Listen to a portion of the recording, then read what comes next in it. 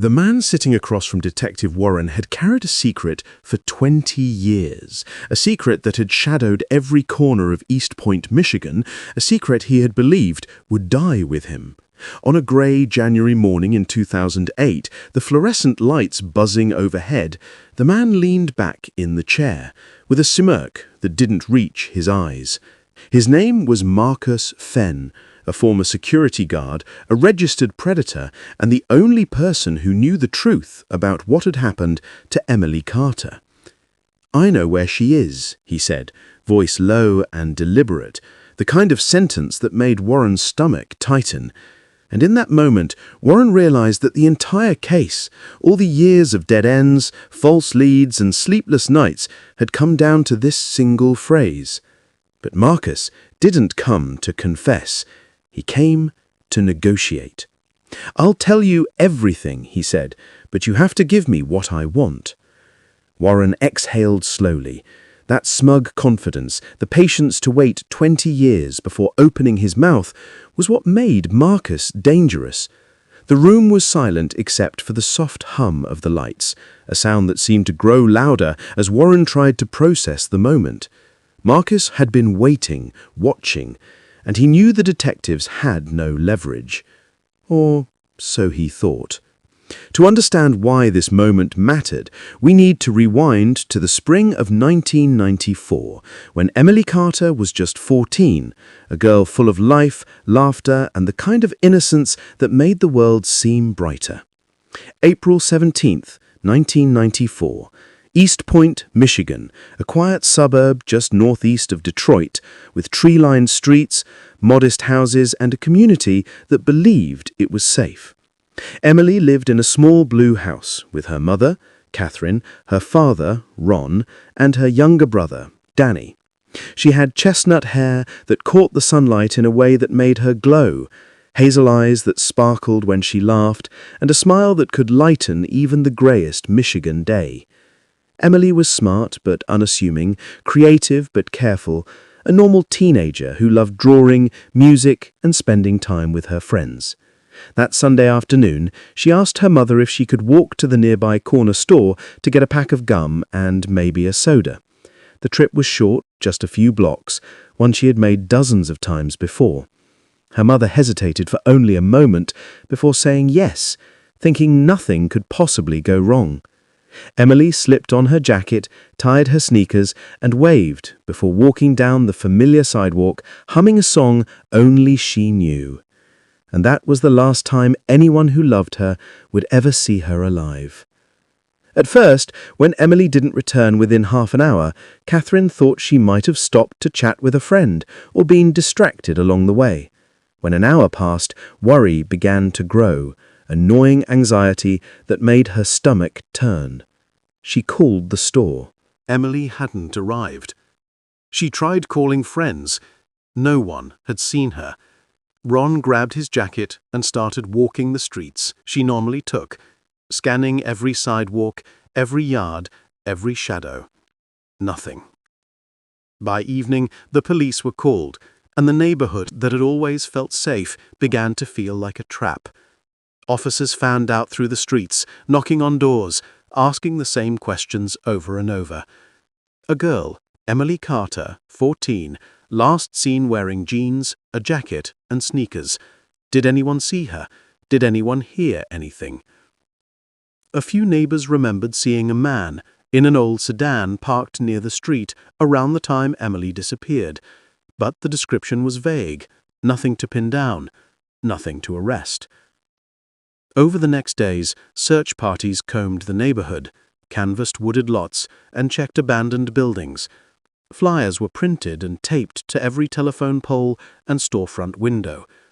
Emily's smiling face stared out from each one, frozen in time, a stark reminder of what had been lost. Schools buzzed with rumors and fear. Classrooms had empty chairs where Emily would have sat. Friends cried in the bathrooms, whispered in hallways, trying to make sense of a world that suddenly seemed cruel. Parents stopped letting their children walk alone. Doors were locked, bikes chained, routines changed overnight. Time fractured for the Carters. Every minute without news felt like an eternity. Every hour stretched into unbearable days. Catherine stayed by the phone, heart hammering with each ring.